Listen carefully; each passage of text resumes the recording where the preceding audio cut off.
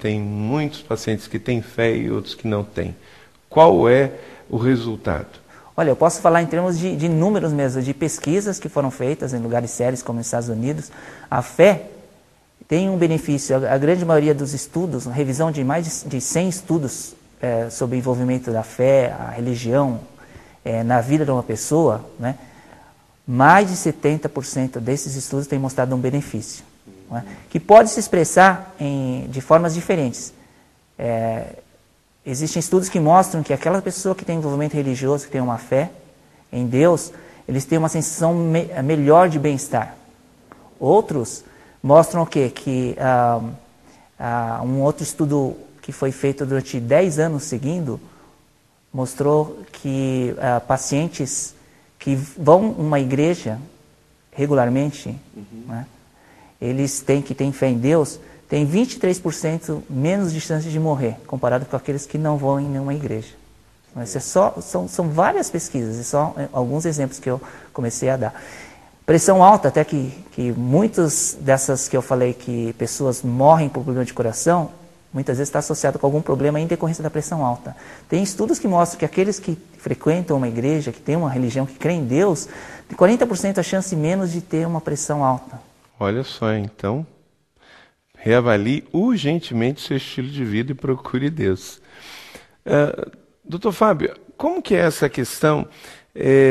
O senhor trabalha também muito com isso na capelania. Como dar uma doença, uma pessoa que recebeu um diagnóstico ruim, ela está com uma situação terminal, como dar essa notícia para um parente? Para um parente? Uhum. O que é recomendado é ser franco e honesto. Uhum. Não só com o parente, mas principalmente lá fora, nos Estados Unidos, por exemplo, eles procuram ser honesto e falar a situação real com o próprio paciente. Aqui no Brasil, não sei se é um pouquinho da cultura, às vezes a gente tem um pouquinho de receio, falar, como que o paciente vai reagir? Uhum. Mas pelo menos vários estudos lá fora que têm mostrado que não faz diferença na evolução do paciente se ele souber com certeza, na realidade... Como que você faz? Como eu faço? Então, se eu vou contar para um parente, né, eu sou franco, honesto, né, eu conto, por exemplo, digamos que é um câncer, que aí eu vou estar conversando com o parente lá, eu explico a situação, falo o resultado dos exames e falo, olha, o que mostrou é um câncer, não é? Daqui a gente vai tomar essas e essas precauções, esses cuidados, esses medicamentos. Então o caminho é ser verdadeiro e direto e com amor. Sim, sim. Uhum. Uhum. Então não dá rodeio. Porque mesmo agora falando com relação ao paciente, o importante é que a doutora Elizabeth Kubler-Ross, que é uma médica que foi a pioneira no estudo de pacientes que estavam morrendo, começou a entrevistar, ela viu que uma característica comum nos pacientes, mesmo aqueles que estão quase morrendo, é a esperança. Porque a notícia ruim não é notícia de morte. Exato. Digamos que tem um paciente que acabou de receber uma notícia de câncer, um câncer que já está avançado, que já espalhou para o corpo, né? Então, qual que é a esperança inicial? É o quê? Ele tem um choque, tem da notícia, mas ele tem uma esperança inicial geralmente de cura. Mas à medida que vai avançando os dias, pode ser que ele vê que acho que não vai curar, porque está espalhando mais e mais. A esperança não some, geralmente o quê? Ela muda de foco. Em vez de esperança de cura, a esperança é o quê? De uma qualidade de vida boa, de partir sem dor, de morrer sem dor, né? E a doutora Elizabeth Kubler-Ross, ela escreveu que a esperança, então, quando o paciente chegava para ela e falava assim, doutora, eu já não tenho mais esperança nenhuma.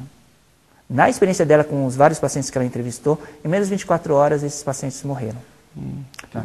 A lição, o que é? Que a gente nunca pode tirar a esperança do paciente. Verdade. Não mentir, mas falar, olha, existe realmente uma esperança. Medicamente a gente pode falar como que a situação está evoluindo, mas a gente sabe que do ponto de vista cristão não há impossíveis, né? Tem um levantamento de mais ou menos 80 pacientes que estavam desenganados. Sabe quando o pessoal fala, não tem jeito, medicamente não tem jeito nenhum. Mas desses 80, eles recuperaram. milagrosamente, que você for falar, sem explicação científica. E desses 80 pacientes que foram levantados, esses daí, mais ou menos 70 e pouco desses 80 é o que? A fé era importante. Olha só. Então é isso aí, gente. A fé em Jesus é muito importante. Doutor, foi muito bom a gente conversar aqui. O tempo já foi, infelizmente, mas agradeço muito a sua participação aqui conosco no Viva com Propósitos. Eu que agradeço, pastor Carlito. Foi um enorme prazer. Não é?